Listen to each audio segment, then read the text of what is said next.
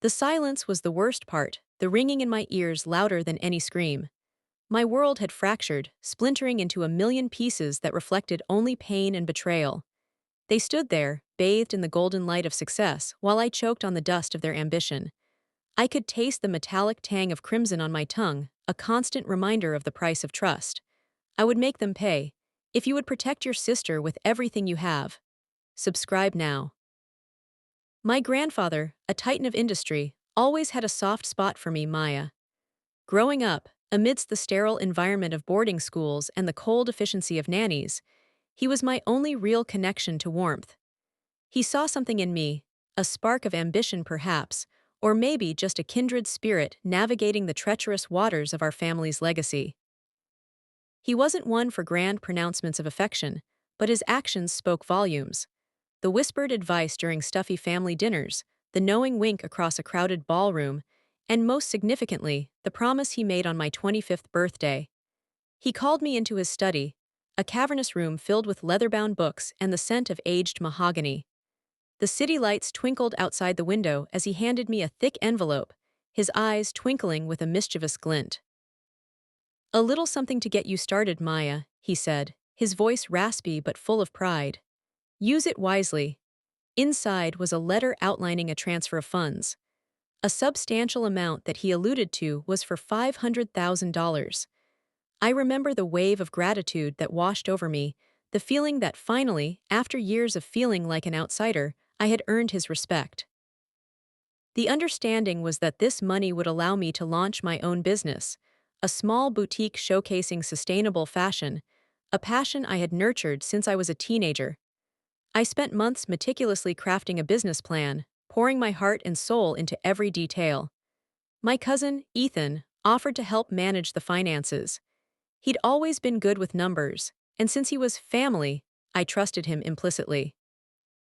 We worked tirelessly, poring over spreadsheets, negotiating with suppliers, and securing a prime location in the heart of the city's fashion district. My Aunt Sarah seemed equally supportive. She was my grandfather's daughter, my mentor of sorts. She offered advice on marketing and staffing.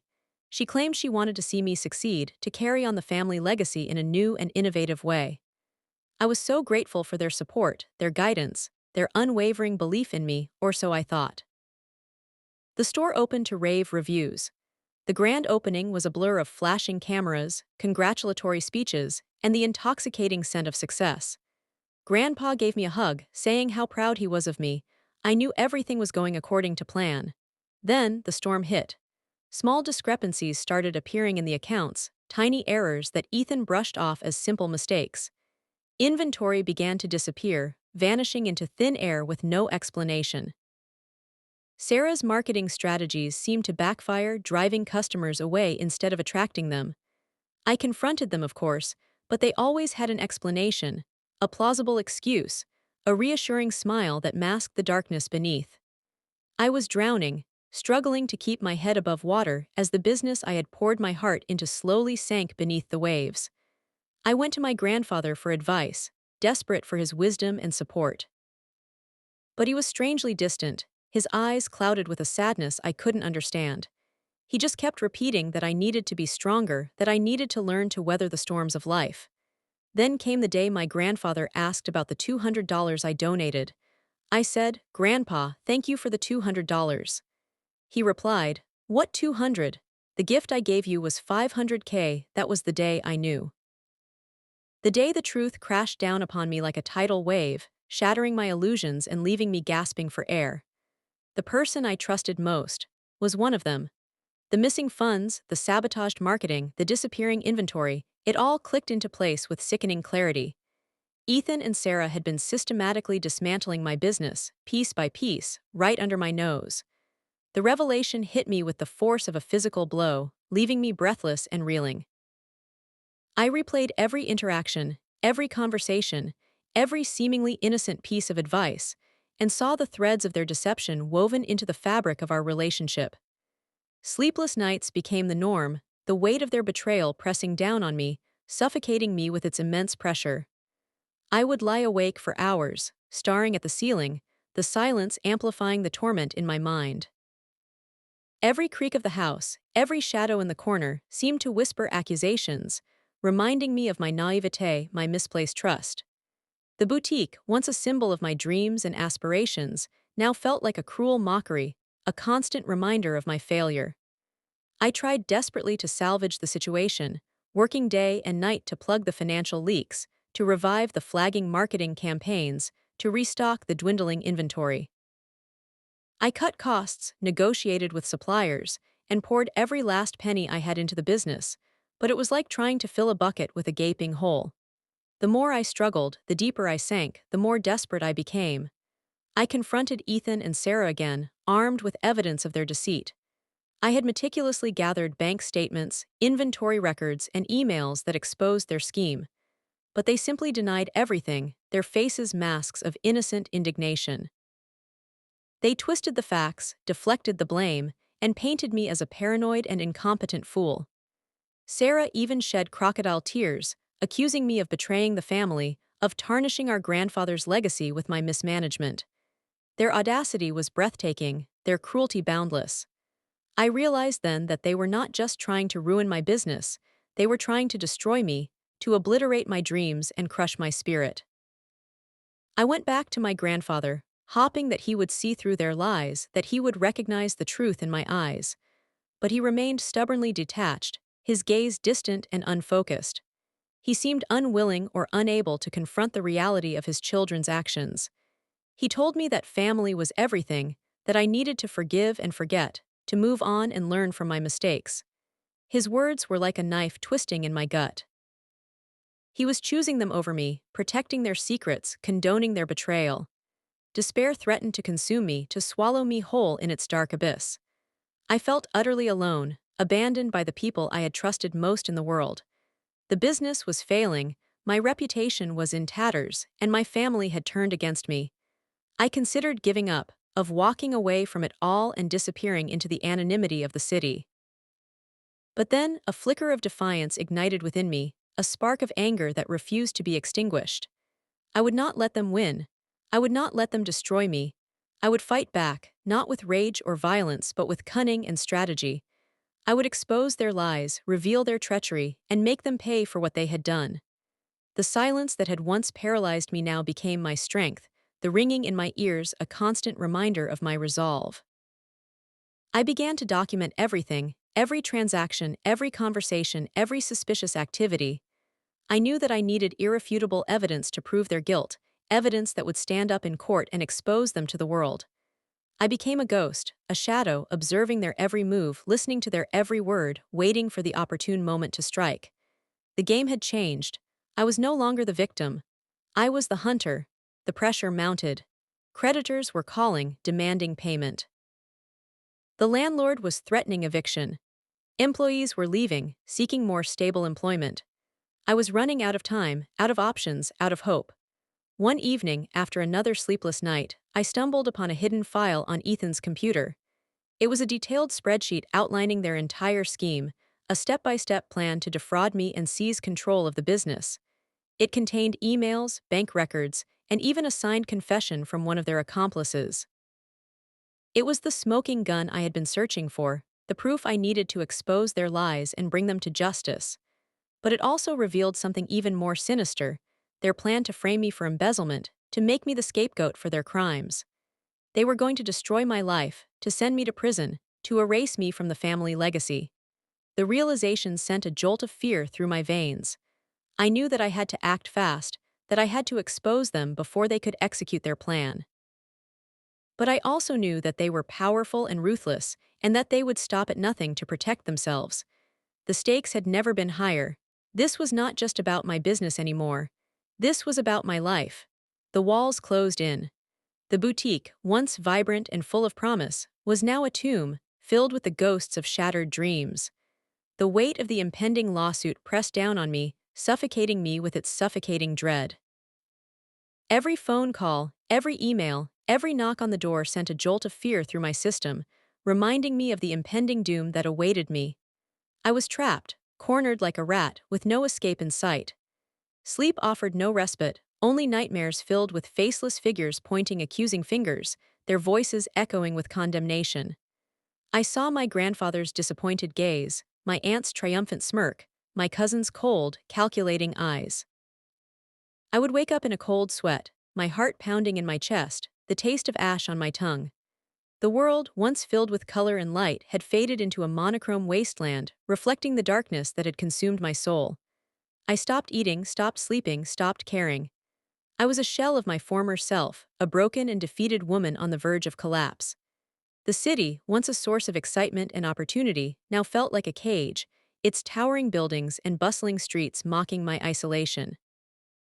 I wandered aimlessly, lost in the crowd, feeling like an invisible entity, unseen and unheard. I considered ending it all, of escaping the pain and the humiliation by simply ceasing to exist. The thought was a seductive whisper in the back of my mind, a tempting invitation to oblivion. One rainy afternoon, I found myself standing on a bridge, staring down at the churning water below. The wind howled around me, whipping my hair across my face, the spray of the river cold against my skin. The city lights blurred into a hazy glow, their reflections dancing on the dark surface of the water. It would be so easy, I thought, to just let go, to surrender to the pull of the current and disappear into the depths. No more pain, no more betrayal, no more failure. Just peace, finally. As I stood there, teetering on the edge, a memory flashed through my mind. My grandfather, sitting beside me on a sunny afternoon, teaching me how to skip stones. He had shown me how to hold the stone just right, how to give it the perfect spin, how to aim for the sweet spot on the water's surface. Never give up, Maya, he had said, his eyes twinkling with that familiar mischievous glint. Even when things get tough, always find a way to skip across the surface. His words echoed in my ears, a lifeline in the sea of despair. I closed my eyes, took a deep breath, and stepped back from the edge. The rain continued to fall, washing away the tears on my face. I was not done yet. I would not let them win. I would find a way to skip across the surface, to rise above the darkness and reclaim my life. The anger that had been simmering beneath the surface finally erupted, a fiery inferno that burned away the despair and replaced it with a cold, steely resolve. They had made a mistake, a grave miscalculation. They had underestimated my strength, my resilience, my capacity for revenge. From that moment on, everything changed. I was no longer the naive, trusting young woman they had manipulated and betrayed. I was a warrior, armed with knowledge, fueled by anger, and determined to seek retribution. I spent weeks poring over legal documents, financial statements, and emails, piecing together the puzzle of their scheme. I consulted with lawyers, forensic accountants, and private investigators, gathering evidence and building my case.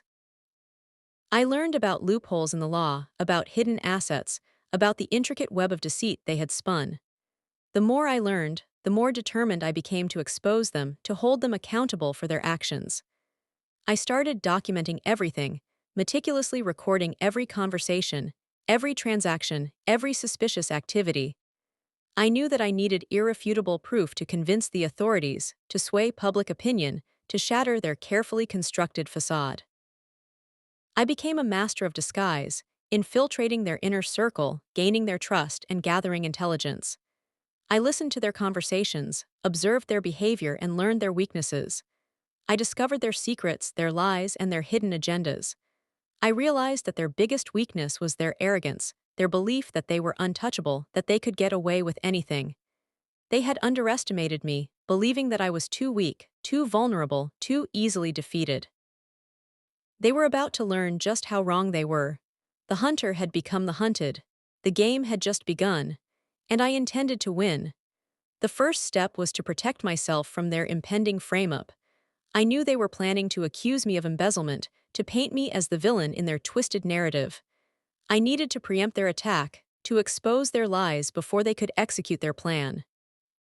I secretly contacted a trusted journalist, a seasoned investigative reporter known for her integrity and her relentless pursuit of the truth. I provided her with copies of the evidence I had gathered, including the hidden spreadsheet outlining their scheme and the signed confession from their accomplice.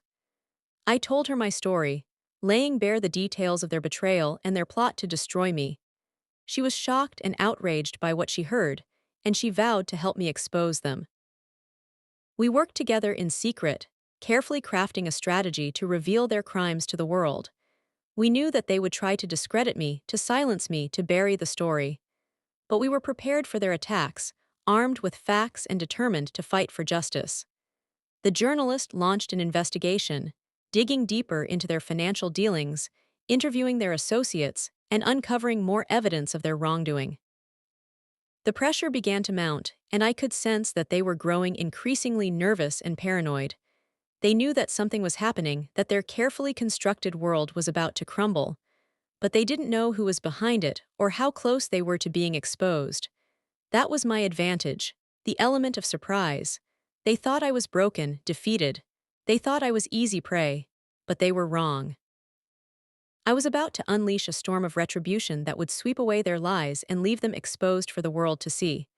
The silence was over. The reckoning had begun. I smiled. I played their game, attending the obligatory family dinners, listening to their empty platitudes, all while secretly recording every word, every gesture, every incriminating detail. I installed hidden cameras in my boutique, disguised as smoke detectors and strategically placed among the shelves. They captured Ethan and Sarah's late-night meetings, their hushed conversations, their blatant theft of merchandise and funds. The footage was crystal clear, the audio impeccable, and the evidence undeniable.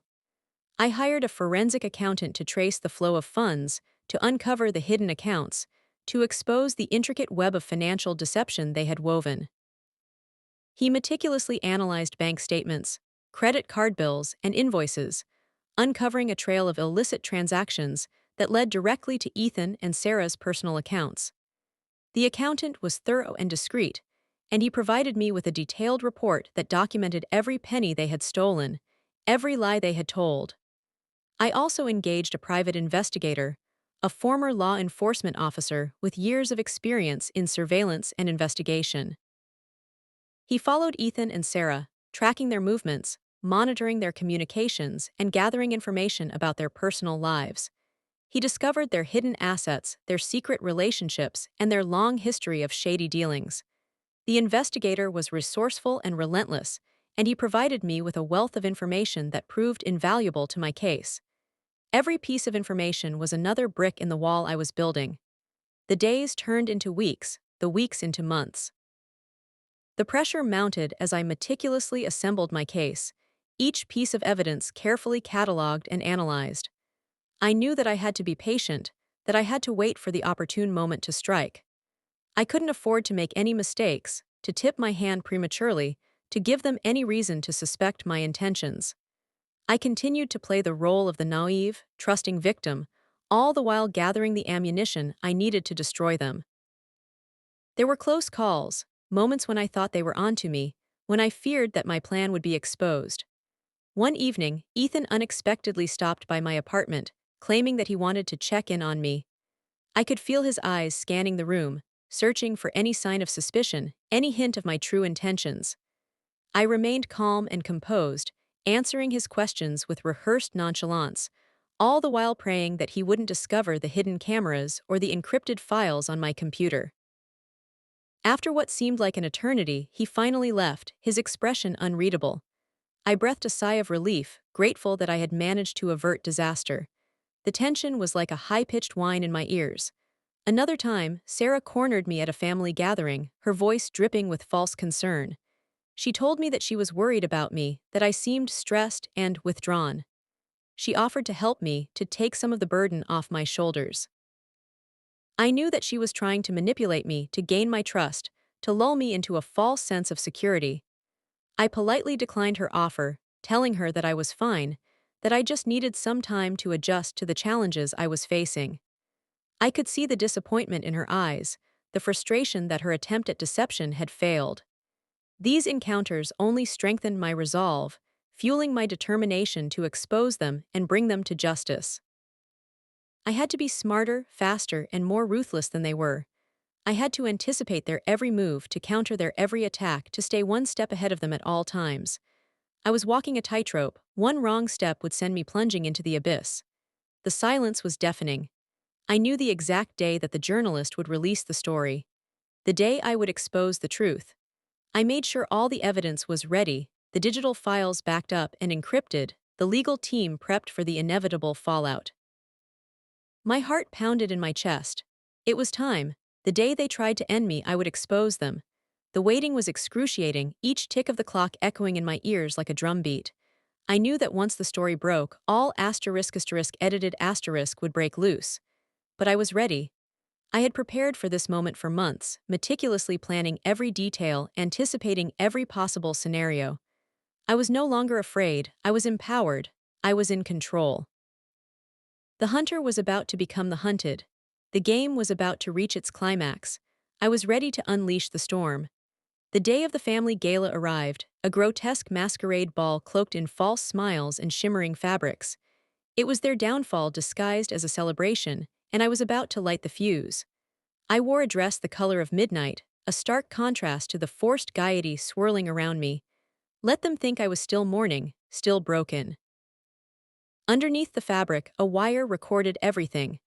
I circulated through the crowd, a ghost in their gilded cage, offering hollow congratulations and exchanging vapid pleasantries. Ethan cornered me near the champagne fountain, his eyes glinting with a predatory hunger. "You seem better," he said, his voice a low purr. "Almost like yourself again." I forced a smile. "Just trying to make the best of things, Ethan, for the family." He chuckled, a sound that grated on my nerves. "That's my girl.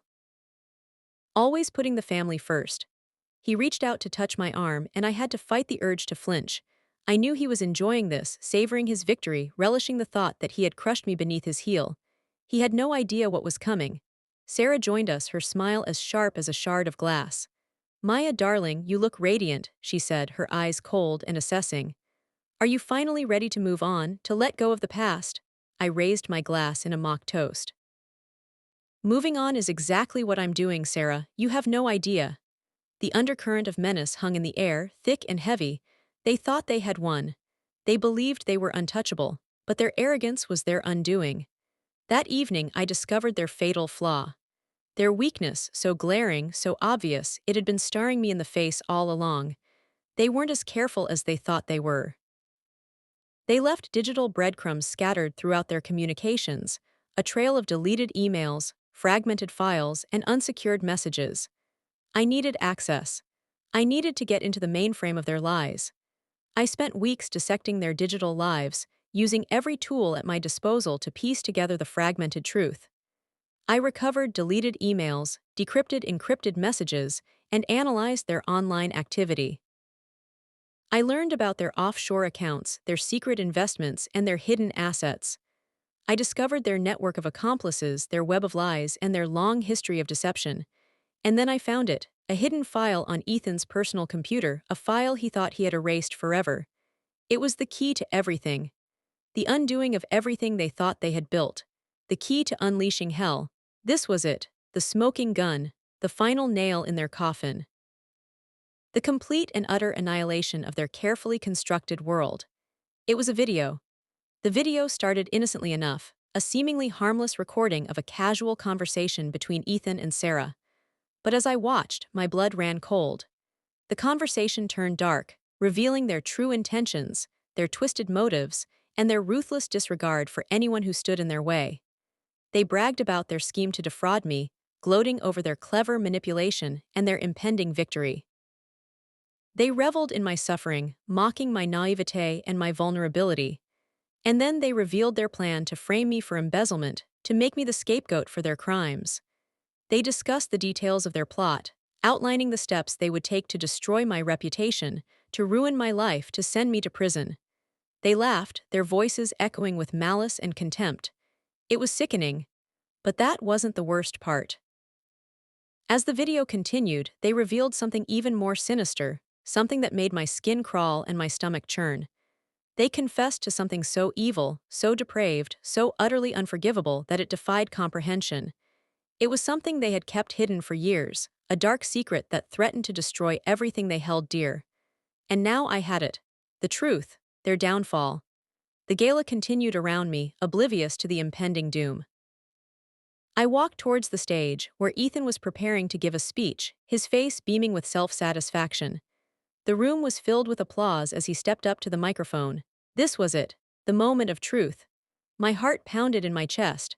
I reached into my purse, my fingers closing around the USB drive containing the video. It was time to unleash the storm. I strode confidently towards the sound system, the USB drive tight in my grasp. Ethan, mid-speech, looked up, a flicker of annoyance crossing his face. "Maya, what are you doing?" he asked, his voice laced with impatience. I ignored him, plugging the drive into the sound system and selecting the video file. The screen behind the stage flickered to life, displaying the title of the video, "The Truth." A gasp rippled through the crowd as the opening scene played. Ethan's face paled, his eyes widening with horror. Sarah rushed towards me, her face contorted with rage. "Stop it." She screamed, lunging for the sound system. But it was too late. The video had begun. Their downfall had started. The room fell silent as Ethan and Sarah's voices filled the air, their words echoing with malice and deceit. Every eye was glued to the screen, every ear straining to hear their every word. The truth was being revealed, their lies were being exposed, and their carefully constructed world was about to come crashing down around them. Let the reckoning begin. The video played on, a nightmare unfolding in real time. Their voices, dripping with venom, filled the ballroom. You could hear a pin drop as their betrayal was laid bare. I watched Ethan's face transform from smug satisfaction to utter disbelief, then to a mask of pure, unadulterated fear. Sarah's composure shattered completely. Her carefully constructed facade of elegance crumbled, replaced by a raw, animalistic panic.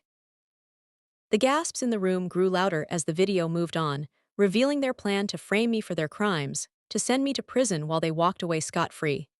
Murmurs of disbelief turned to angry shouts as the truth resonated within the room. But then came the confession. The secret they had guarded for so long, the act so heinous it made the previous revelations seem minor in comparison. The color drained from Sarah's face. She tried to scream, but no sound came out. Ethan stumbled backwards as if struck, his eyes wide with terror. The room erupted into chaos. People screamed, pointed, and began to surround them. Their family, their friends, their colleagues, all turned against them in an instant.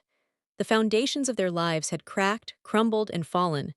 The police arrived, sirens wailing, cutting through the cacophony of accusations. Ethan and Sarah were escorted out in handcuffs, their faces hidden from the cameras that had already begun to flash. As they were led away, Ethan looked at me, a flicker of pleading in his eyes, but I simply stared back, my expression unreadable. The aftermath was swift and brutal. The news of their crimes spread like wildfire, engulfing their reputation and their legacy in a storm of scandal. The company they had built together was seized by authorities. Their assets were frozen, their accounts emptied. Their friends deserted them, their family disowned them. They were left with nothing, stripped of their wealth, their power, and their social standing. The journalist I had contacted released her story, corroborating the evidence from the video and adding further details of their corruption and their greed. The public outcry was deafening. Protests erupted outside their mansion, their names were mud, and their faces plastered across every newspaper and news channel. The legal consequences were even more severe. They were charged with multiple felonies, including fraud, embezzlement, and conspiracy. The trial was a spectacle, the courtroom packed with reporters, onlookers, and victims eager to see justice served. The video was played again, their voices echoing with self-incrimination. The evidence against them was overwhelming, the verdict inevitable. They were found guilty on all counts and sentenced to a long time away, their lives effectively over. As for me, I walked away from the wreckage of their lives, leaving them to face the consequences of their actions. I rebuilt my boutique, stronger and more successful than before. I surrounded myself with people I could trust, people who valued honesty and integrity. I learned from my mistakes, becoming more resilient, more cautious, and more determined to protect myself from those who would seek to harm me. I had sought revenge, and I had achieved it. But as I looked back at what I had done, I realized that it had come at a cost. The process had been draining, consuming, and at times even terrifying. It had forced me to confront the darkest parts of myself, to embrace a ruthlessness I never knew I possessed. Revenge isn't sweet, it's necessary. It's the consequence people face when they believe they can cause others pain without facing repercussions. It's the price of betrayal. In the end, they lost everything. I just smiled. Would you have done the same? Let me know in the comments. Subscribe for more stories of justice.